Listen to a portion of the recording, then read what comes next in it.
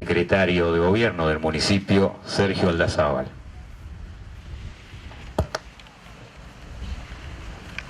Buenos días a todos. Gracias por acompañarnos una vez más en este nuevo acto por la conmemoración de ese 24 de marzo de 1976, Día Nacional de la Memoria por la Verdad y la Justicia, y en el que recordamos a las víctimas de ese proceso militar. Seguramente ese 24 de marzo se dio inicio a una de las etapas más oscuras, más tristes de la historia de nuestro país. Y seguramente, como a muchos de los que estamos acá, por una cuestión generacional, y es mi caso puntual, yo tenía solamente 8 años, el primer contacto que tuve, el primer contacto de conciencia que tuve con lo que ocurría por esos días, lo recibí de las palabras de mi abuelo, que sí lo había experimentado y lo había vivido en carne propia. Mi abuelo era propietario de un pequeño periódico acá en Arrecifes, del diario El Progreso, y me contaba de qué manera eran perseguidos, de qué manera eran censurados y clausurados los medios de prensa, no solamente el de él, por supuesto, sino el del resto de los periodistas de nuestra ciudad, por el solo hecho, la simple razón de pensar distinto y de expresar esas ideas y publicarlas. Él lo recordaba como el momento más difícil que le iba a tocar vivir como ciudadano de este país,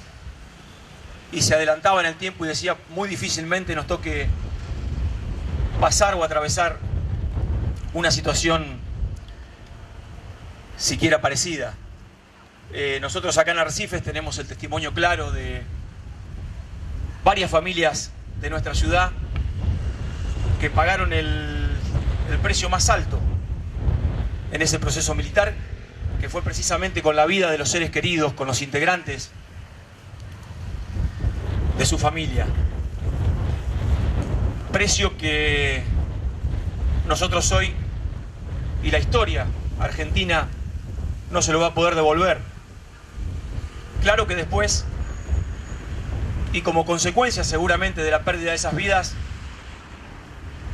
tuvimos el retorno a la democracia, donde mi abuelo también me contaba por ese entonces de la importancia de Raúl Alfonsín, y me destacaba la importancia de un pueblo argentino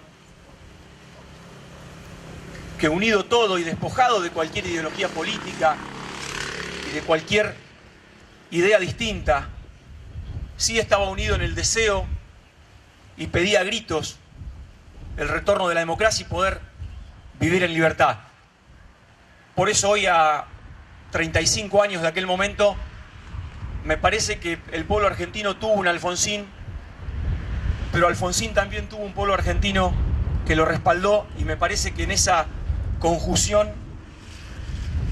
se dio el resultado final, que fue el retorno de la democracia, que entiendo que es el mejor homenaje que se le hizo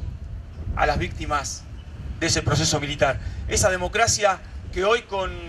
aciertos y errores y con varias cuentas pendientes, es el mejor sistema en el cual nosotros nos podemos desarrollar y podemos vivir. Y cuando digo nosotros, me refiero a la clase política, me refiero a la dirigencia política, no solo a quienes hoy conducimos ocasionalmente, chicos, los destinos de la ciudad en este caso, sino a todos los dirigentes políticos. A todos los dirigentes políticos, cualquiera sea su ideología y cualquiera sea el partido político, la agrupación o el movimiento desde el que hagamos política, tenemos que contribuir, tenemos la obligación, tenemos la responsabilidad de contribuir y trabajar todos los días un poquito más para el crecimiento de esta democracia, y que todos los días esta democracia sea un poquitito mejor. Y también creo que ese va a ser el mejor homenaje que nosotros le podemos hacer a las víctimas del proceso militar. Por supuesto que vamos a discutir, nos vamos a pelear, cada uno va a defender sus acciones, pero con la tranquilidad y la seguridad absoluta de saber que nunca más nos va a pasar lo que les pasó a las víctimas del proceso. Y vamos a poder pensar distinto, vamos a poder expresar esas ideas y publicarlas por todos los medios que existen hoy de comunicación, también teniendo la tranquilidad y la seguridad de saber que nunca más nos va a pasar lo que le pasaba a mi abuelo. Me parece que ese es el desafío que tenemos nosotros hoy, para homenajear de verdad a quienes dejaron la vida en el proceso militar. Muchas gracias.